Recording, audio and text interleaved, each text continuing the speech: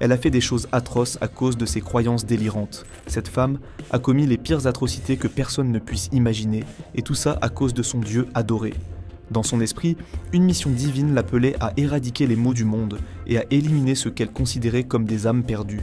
Cette vision apocalyptique, presque biblique, l'a finalement conduite à des actes d'une cruauté inouïe envers sa propre famille. Lori wants what she wants, and she will do whatever she can to get it. Charles, l'ex-mari de Lori, avait alerté la police à plusieurs reprises, car il craignait pour sa propre sécurité et celle de leurs enfants. Il leur avait raconté que sa femme, de plus en plus instable, lui avait proféré d'étranges menaces et qu'elle avait besoin d'une aide urgente.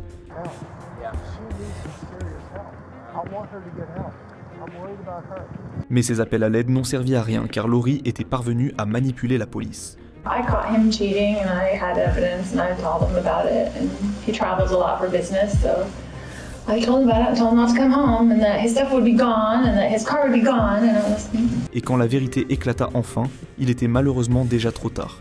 La vie de Lori Vallow a basculé lorsqu'elle a fait la rencontre d'un certain Chad Daybell, un auteur spécialisé dans les thématiques apocalyptiques et spirituelles. Ses idées sur la fin du monde, la purification des âmes et les luttes spirituelles ont profondément résonné dans la tête de la mère de famille. Cette rencontre n'a pas été simplement un échange d'idées, c'était le début d'une alliance sombre qui allait radicalement transformer sa perception de la réalité. Lori a commencé à dire qu'elle était envoyée par Jésus-Christ et que sa mission sur Terre était de purifier le monde des forces qu'elle considérait comme maléfiques. Personne autour d'elle ne croyait vraiment ce qu'elle disait au début. Mais tout a changé après la mort de Charles, son ex-mari, assassiné par son frère qui avait affirmé avoir fait ça pour protéger sa sœur. How long have you lived here? Like 3 weeks. Oh, geez. Yeah, okay. That's why the neighbors don't know us. Gotcha. Like, hi neighbor, sorry. Lori n'a montré aucune tristesse ni regret face à la perte de son ex-mari, et paraissait même indifférente au fait que ses enfants, Tylee et JJ, étaient présents sur la scène du crime.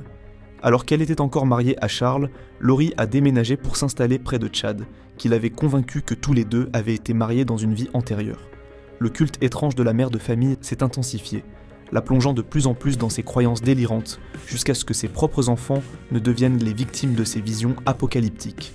À ses yeux, ils n'étaient plus que des récipients du mal. Les enquêteurs ont alors mis en lien la disparition de Gigi avec celle de sa grande sœur Tylee, tandis que tout le monde était à leur recherche.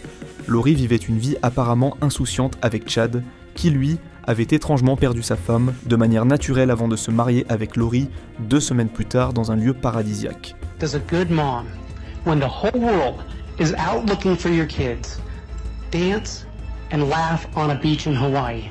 Le frère de Lori, Alex Cox, est lui aussi mort pendant l'enquête. La police a alors lié tous ces éléments avant de tirer la sombre conclusion que la mère de famille était derrière toutes ces affaires. Elle a finalement été arrêtée et peu de temps après, les corps de ses enfants ont été retrouvés dans le jardin de Chad Daybell. La femme a été condamnée pour de nombreux crimes en raison des preuves accablantes qui existaient contre elle. Elle a été condamnée à la prison à vie sans possibilité de liberté conditionnelle. Pour justifier ses actes contre ses propres enfants, elle a affirmé que ses actions étaient dictées par Dieu. Selon elle, elle n'avait fait que les libérer des forces maléfiques. Chad Daybell, de son côté, a aussi été condamné à finir sa vie derrière les barreaux.